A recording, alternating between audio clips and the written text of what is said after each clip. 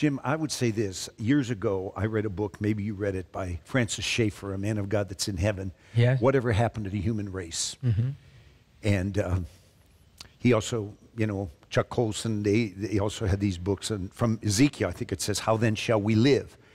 And Schaeffer prophetically looked down the corridors of time, and he just said, if we drift from our Judeo-Christian foundations and move away from the way this country was established on virtue and morality as the underpinnings of this nation, then he said, we are going to see, and Schaeffer said, abortion on demand, infanticide, euthanasia. And he died and passed it on, and he said, the whole idea of separation of church and state, he said, it's so twisted today. He said, the founding father, when we said that, what was it? It was that we would not allow there to be a state religion like in England, and that there would be no interference, that we would have freedom of religion.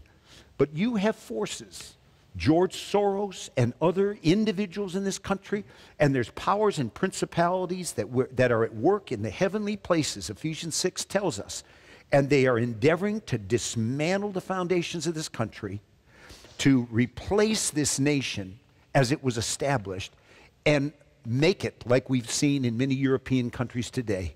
No standards, whatever, darkness is light, good is evil. Who are you to tell me that I can't do this?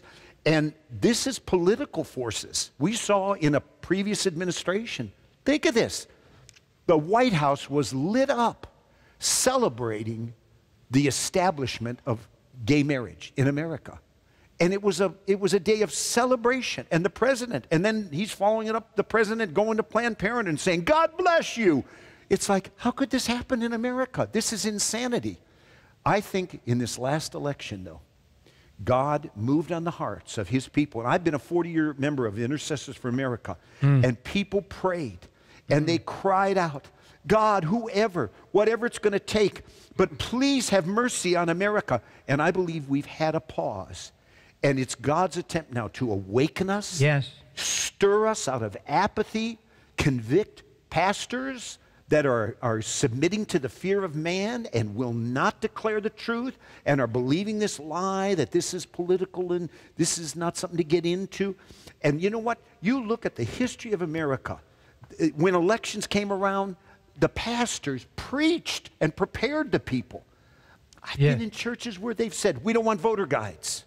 You can't put anything out. We don't want, and I think, what are we doing? People are being led to the slaughter. That's right. And you know what it says in Ezekiel? If you see danger coming and you don't warn, God says, I'm going to hold you accountable for this. Right. But the good news is there's a stirring. Yes. People are awakening. They're saying, I do need to know the truth. And I believe with President Donald Trump, and I'm a close friend of Steve Strang. His book, God and Trump, is excellent. Yes. You say, is he a Christian? Is he not? I do know this. Look at the fruit of this man in office. Not some of the stuff 15 years ago that lady said and all that stuff. I'm talking, look at the fruit. You say, but Larry, he's brash. Yeah, he is. He's a New York guy. Yeah, he's a businessman. But I look at the policies, the judges that are being put in. I look at Jerusalem being established there. Amen. Finally. I look at a Supreme Court Justice, Gorsuch, put on the court. I see people like Ben Carson and Mike Pence and others that are there working in the Heritage Foundation.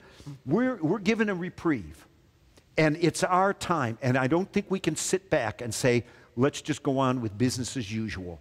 We've drifted from our moorings. We've drifted, and the foundation of the house is collapsing, and it's our hour. And that's why this show, folks, I tell you, there's a prophetic edge on this program. And Jim Bakker and Lloyd, they're not afraid.